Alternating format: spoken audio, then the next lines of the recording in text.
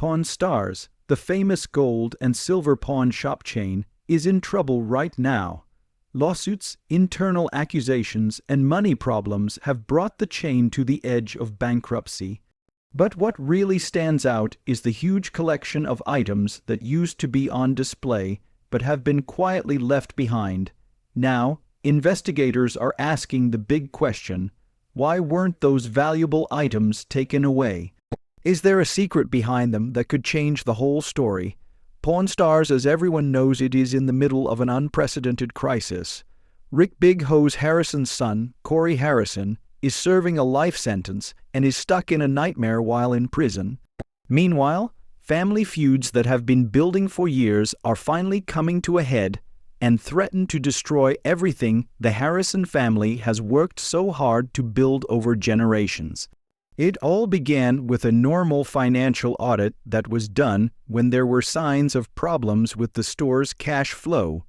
But when auditors looked into the records of Gold and Silver Pawn, the famous store from Pawn Stars, they found a lot of collectibles that didn't seem to have come from legitimate sources.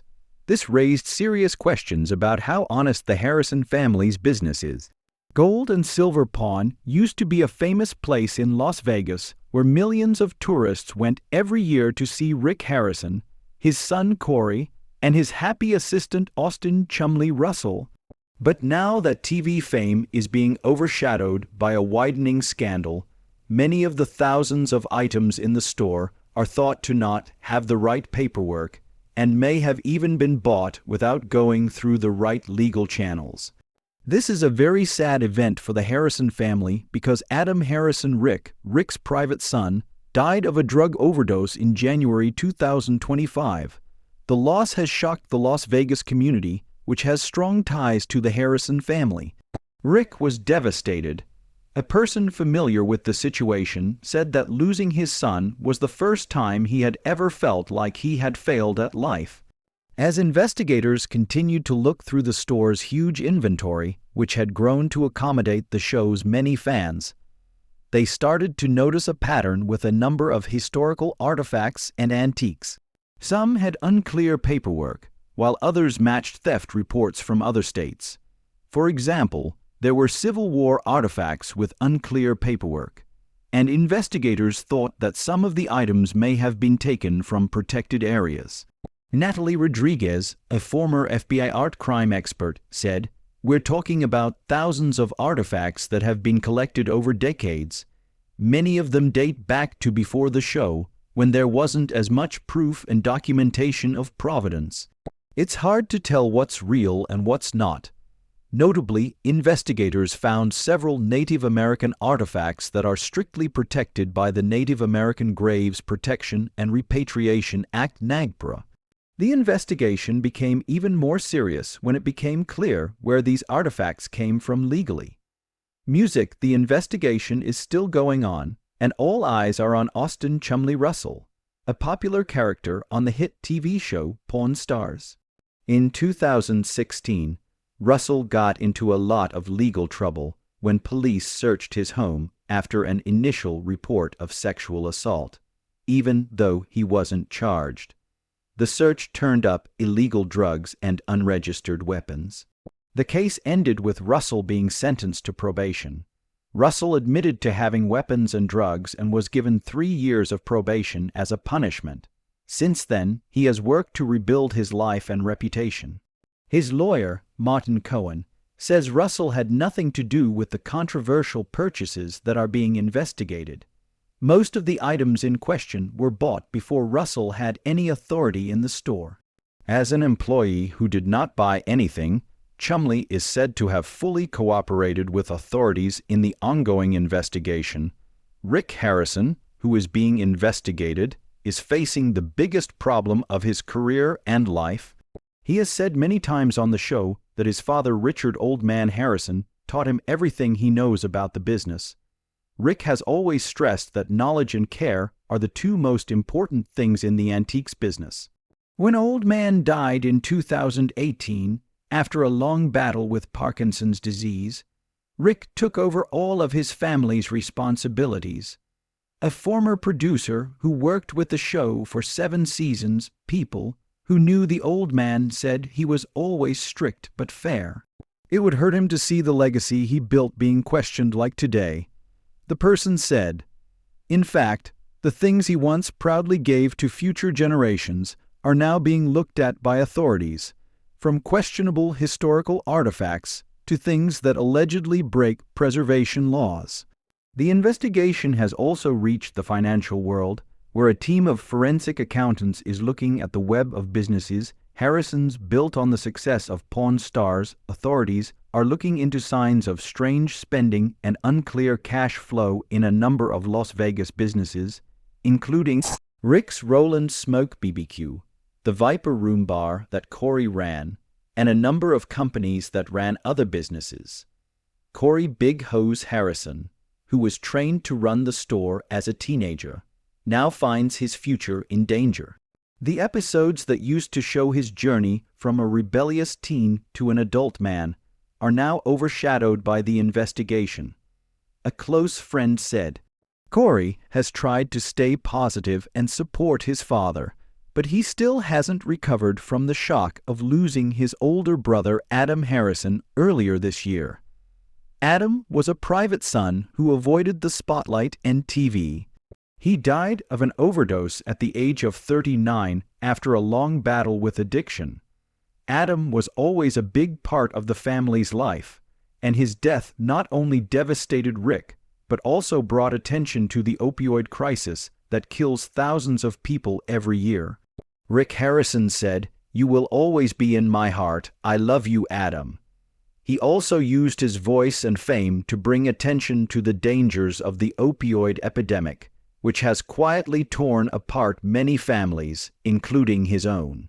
As the investigation continues, what was once an American TV cultural icon with millions of viewers and crowds flocking to Las Vegas every day is now facing a problem that has never been seen before. The store is still open, but the mood has turned heavy. My dad loved leaving his legacy to his grandchildren, but it could be destroyed by something he thought was a source of pride for decades. People close to Rick Harrison say he is fully cooperating with investigators and insists that any mistakes were not made on purpose and were probably caused by the fast growth of the business during the popularity of Pawn Stars. Ellis Monroe, a business consultant, says that turning a local pawn shop into a global brand almost overnight has caused serious operational problems. When a family business grows so quickly, its filing systems, financial controls, and purchasing management systems often fail to keep up. This can lead to mistakes, especially when the workload is out of hand at the start. In a short statement, the show's regulars confirmed the investigation and made it clear that the network production was not involved in the day-to-day operations of Gold and Silver Pawn. Notably, the show has been put on hold until these issues are resolved. Pawn Stars used to be one of the most popular cable TV shows, with over 600 episodes spread across 22 seasons. Fans all over the world were fascinated by Rick, Chumlee, and Corey as they analyzed strange artifacts, argued with sellers, and got into funny arguments with other cast members. A big part of the show's appeal came from its educational aspect, with Rick Harrison sharing his knowledge of history, culture, and authentication methods with viewers. However, this knowledge has now raised questions about Miranda Jensen, a TV critic, said that Rick has been portrayed as an expert who can spot fakes right away. If the accusations are true, it makes him look very shady. One of the most disturbing discoveries was the presence of antiquities thought to have come from places with strict laws against exporting heritage items, like Egypt, Greece, and some Middle Eastern countries. When a well-known business deals with historical objects on a regular basis, Dr. Kastner, an archaeologist who specializes in repatriating artifacts, says that it is especially important to be careful because items of unknown provenance could have been stolen or smuggled, which is a very serious crime. The investigation also led to a review of previous episodes in which experts were asked to confirm the authenticity of artifacts. Were there any items that left the shop without being checked out when the cameras were off? I've watched every episode, and I've always been impressed by the level of Margaret Winters, a history teacher from Minnesota who made the trip to Las Vegas to see the famous pawn shop, said, "They take great care to make sure things are real." Rick said he wouldn't buy anything without proper paperwork, which is hard to square with what's being shown. The investigation goes beyond the artifacts and shows the store's alarmingly bad financial situation. The store still gets tourists, but financial records show that cash flows started to suffer in 2022. When sales and production slowed down, financial expert Thomas Keegan said, "Smart people use the heyday to diversify and invest. But now that the craze is over, it's hard to keep making money from side projects. Things are also complicated by legal issues and family disputes over the estate left by Richard Oldman Harrison Co., founder of the pawn shop. When he died in 2018, his will showed that one of his 3 sons was left out of the inheritance, leaving only Rick and Joseph. Even though the investigation is complicated by the pawn shop's ownership, many people remember that Rick Harrison has been in trouble with the law before and was able to clear his name. Now the question is whether he can do it again, this time amidst the chaos in his business and the loss of a beloved TV show. After his legal troubles in 2016, Russell made big changes in his life. He lost a lot of weight, focused on his health, and started over by opening a candy store near the people who knew him before he was on the show, saw how hard he worked at recovery, which he proudly shared. Austin is also a case study in determination. After his mistakes, he dedicated himself to building a new life for himself, one that wasn't tied to the pawn shop. A longtime friend confirmed that he is now sober, living a healthy life, and pursuing legal business ventures. However, because he was on the show before, he was still involved in the investigation, even though he hadn't done anything wrong. The store's financial decisions or sales. The investigation also started to reveal some little-known facts about reality TV shows. For example, while Pawn Stars was supposed to show the day-to-day operations of a real pawn shop, a lot of the scenes and situations were staged before they aired. This created 2 worlds, one for the cameras and one for the regular customers. According to TV producer Samantha Lewis, this is how many other shows work. You can't expect valuable items and interesting situations. The scenes are planned to keep things interesting, and the business has to be honest both on TV and in real life, which is hard to do when cameras are always there. At the same time, investigators are going through a huge inventory that is thought to be spread out in several storage facilities outside the main store. The gold and silver pawn shop is still open, but it's more of a tourist attraction than a traditional pawn shop. A steady flow of people comes in. Steady, and many people don't know about the investigation going on behind the scenes. Thomas Mercer, an Australian tourist visiting with his family, said, "My kids are big fans of the show. We were hoping to see Rick or Chumlee today, but no one was there." For them, it's still an iconic place to visit, even as more and more of the truth comes out. For Rick Harrison, things are now a whirlwind of personal and professional crisis. After the sudden death of his son Adam, he was about to fall apart. An emotional friend remembered Adam. Rick took him to rehab many times, but it was too painful. Not only is Rick facing a huge loss, but he is also leading the family business through a legal storm. Rick is a survivor, says a longtime partner. He built an empire from nothing. No matter where this investigation goes, I don't think he's going to give up. The legal proceedings are expected to last for months. Authorities will have to figure out what items must be returned and whether the business has any obligations. Harrison's legacy, which was once a symbol of the American dream of working hard and getting ahead, is now in danger. An emotional former employee who worked at the store for more than 10 years said, Old Harrison built this place with his own hands, hoping to leave it to future generations. Rick took it to heights his father never dreamed of, and now instead of passing it on, they're watching it fall apart. Tourists keep coming to the store to take pictures with the Pawn Stars logo and buy souvenirs, but few of them know that they may be seeing the end of a hugely popular American TV show. The show was once very popular, but it's now in danger of becoming too famous to remember music. Frank Fritz's peaceful mansion, which is full of history and natural beauty, is now the focus of an investigation that has even experienced FBI agents stumped.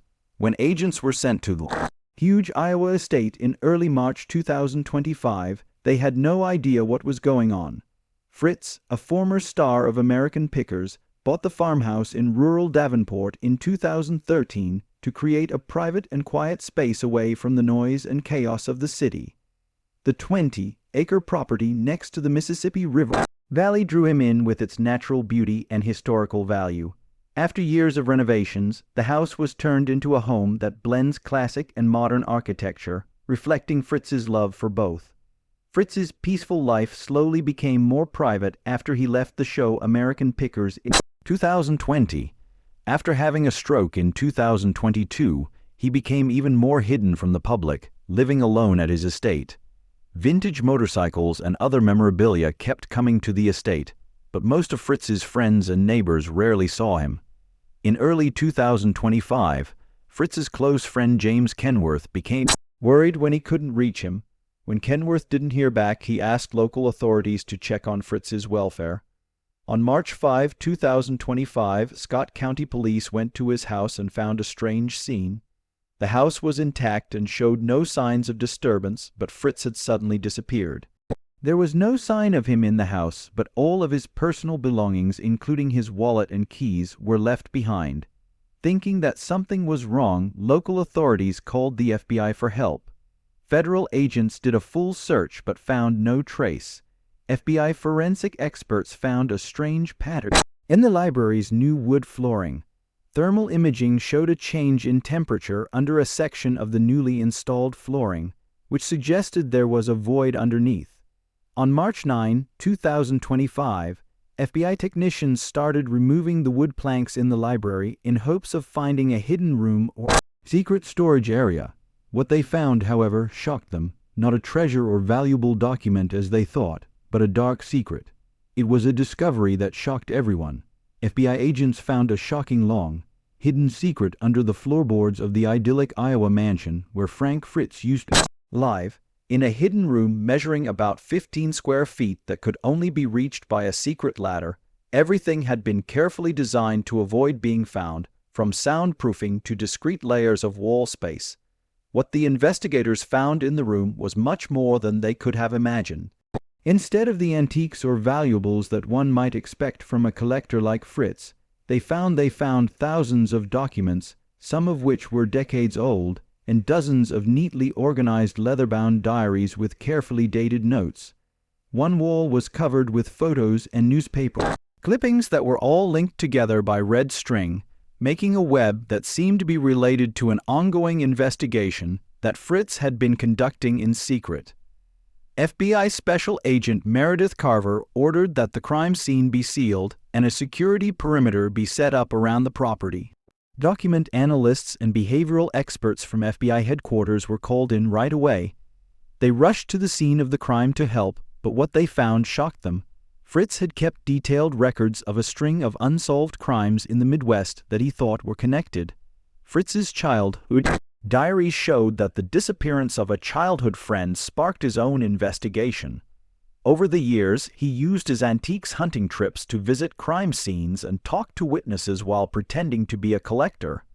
The detailed notes in his diaries, which included his own observations and theories, where Fritz's recent journal entries are scary because they show that he is starting to see links between a number of unsolved crimes.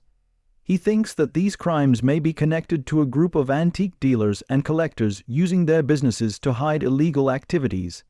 He has gathered documents such as police reports, witness statements, and evidence that has never been seen before. that raised troubling questions about Fritz's connections to a number of important people in the antiques world. The FBI immediately expanded its investigation, supporting information from the documents Fritz had gathered. They found at least 17 unsolved murders and disappearances that happened in Illinois, Iowa, Missouri, and Wisconsin from 1978 to 2010. Fritz has written down the details of these cases, pointing out similarities that previous official investigations had never seen. The discovery caused a stir, and a huge investigation was launched to look again at the cases that Fritz had linked. Crime units in 4 states started working together with the FBI, which broadened the scope of the investigation. Agent Carver put together a task force to check Fritz's theories and keep looking for the missing collector. On March 15, 2025, the investigation took a dramatic new turn when the J in Fritz's final journal was identified as Joanna Wills, a former district attorney who had worked on several cold cases in the 1990s before going to prison. When agents found Wills' law office in Chicago, she confirmed that Fritz had contacted her in early 2025. Fritz had planned to meet Wills on February 13 to hand over important evidence, but he never showed up. Wills said she tried to call him several times but got no response, and because Fritz had a history of health problems, she thought he might have been hospitalized. The FBI fears grew when they realized Fritz might have disappeared just as he was about to share important findings. It looks like someone knew about his plans and tried to stop him. The search for Fritz was no longer just a missing person case, it could also be a murder case. Things started to change on March 22, 2025, almost 3 weeks after Fritz went missing. Agents used location data from Fritz's cell phone to find his SUV hidden in a remote wooded area near the Mississippi River, only 30 meters from his home. The car was carefully covered with branches and had a suitcase with extra magazines and a laptop inside, but there were no signs that Fritz had been attacked. The laptop quickly showed that Fritz had encrypted files with copies of all his research and video recordings of his findings. In the video, Fritz seemed tense and careful as he says, "If you're watching this, something's probably not right. I've been following these people for 30 years, connecting the dots that no one else sees." Fritz continues, "I'm going to meet Joanna tomorrow to hand over everything, but I don't think I'll make it. They're watching my every move. I made copies of the research and hid it somewhere no one will find it." He also gives the coordinates of a place where he hid a second piece of evidence. When the police arrive, they find an abandoned farm silo full of papers and things that Fritz says were stolen from his victims. These things have never been mentioned in police reports and show how thorough Fritz's research was. The FBI investigation quickly moves into a new phase on April 5, 2025, when raids were carried out at 16 locations across the Midwest, going after antique stores, homes, and businesses connected to the suspects Fritz had identified. Agents found dozens of items that matched the descriptions of stolen property from unsolved crimes. More disturbingly, some of the places they searched revealed hidden rooms like the one under Fritz's library where the thieves hid stolen goods and planned their operations. As a result of these raids, the FBI arrested 12 suspects, including 3 well-known figures in the antiques world. 2 of the suspects were former police officers who had been involved in some of the early investigations. They said that their connections had kept the group ahead of the police for years, even drawing attention away from the group when investigators started to close in. An FBI analysis shows that the network has been running for 40 years, using legal antiques shops as a front for theft and selling stolen goods through legal channels. This allowed the suspects to live a comfortable life while the cases slowly went away. Dismantled, there isn't enough proof to show that all the criminals have been caught yet. It's still early, and the FBI investigation is still going on, with unpredictable outcomes. In April 2025, a major breakthrough in the case of Frank Fritz's disappearance occurred, revealing that he was not only missing but also under serious threat from an organized crime network.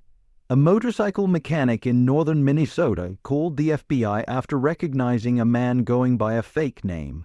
The man who brought in Fritz's description brought in a vintage Harley Davidson for repairs and asked that it not be photographed. He also said that he would live in a remote cabin, which made investigators even more suspicious. After searching the area for 3 days, the FBI found a cabin in the middle of nowhere with a matching motorcycle covered with a tarp. When they went inside, they saw Frank Fritz, who had changed his appearance by growing a beard and wearing glasses. Dyed hair was still the guy they were looking for. Fritz, on the other hand, didn't give up right away. His first words were, "Did you find what I left on the floor?" Fritz agreed to go with the FBI only after being told that his research had been found. At a press conference, Fritz explained that his investigation began in the 1970s when a childhood friend went missing. During his time on American Pickers, Fritz used the time to gather information, visit crime scenes, and put together the pieces that led to the arrest. "I never meant to be an amateur sleuth," Fritz said, "but once I saw the patterns that I couldn't help but see, I knew that these weren't random crimes. They were planned and interconnected, all involving the antiques trade." Fritz found a link between the unsolved cases and the stolen antiques, especially after seeing items at auctions that matched the descriptions of stolen property. At first, Fritz was just a collector, but he noticed some strange changes in the antiques that made him think they had been changed to avoid being caught. He kept tracking the items and found that they were being traded legally. Fritz recalled a key event. "Last year at an auction in Chicago, I recognized a unique Art Deco clock that I knew had been stolen from a house in Wisconsin. The owner of the house had been murdered in 1996. When Fritz asked about the clock, the seller seemed worried. Days later, Fritz realized he was being watched. Strange cars parked near. Fritz thought he was being followed and was in danger, so he made a backup plan. To protect his research, he built a secret room under the floor of the library and called former prosecutor Joanna Wilkes. But when he saw someone trying to hack into his security system, he decided to act like he was home. But he actually escaped through a secret tunnel, hidden evidence in different places, and left with cash and supplies. Fritz's story is not just an urban legend. Fritz's investigations into unsolved crimes took him on an exciting journey through a dangerous and complex criminal network. What he found was one of the biggest breakthroughs in the history of criminal investigations in the Midwest. In June 2025, the FBI officially charged 23 people with being part of a huge criminal network that committed crimes like murder, burglary, breaking and entering, and obstructing justice. Prosecutors said the group was responsible for at least 11 murders and dozens of grand thefts over 4 decades. A secret room under Frank Fritz's library held the carefully collected photos, documents, and research that Fritz had gathered over the years. The room became a symbol of one man's unwavering determination to find cases that the authorities had missed. FBI analysts said that Fritz's research went beyond the official police investigation and made connections that would not have been possible without his extensive knowledge of antiques. After being questioned and testifying in front of grand juries in several states, Fritz was put under temporary witness protection until all members of the criminal network were caught. His health has been unstable since his stroke, but with the right medical care he has recovered and is glad that his long search for justice is finally over. When asked why he went so far despite the risk and cost, Fritz's answer is simple but powerful. "When I've collected things over the years, I've always believed that each I know that when things go missing, people do too. Someone has to speak up for them. Someone has to remember Fritz's case, which was called the Picker Pursuit by the FBI. It was famous not only for the crime that was solved, but also for the unique detective who came forward. A man whose keen eye and love of antiques brought down a criminal organization that had eluded generations of professional investigators. The secret room and hidden evidence were given to the Scott County Historical Society. The library floor where the secret room used to be has been sealed off forever, But Frank Fritz's story of determination and courage lives on. What he did to seek justice is not only a lesson for others, but also a living legacy. This is a story about sticking with something even when it gets hard. Share your thoughts in the comments, and don't forget to like and subscribe to the channel to get new interesting stories. See you in the next video.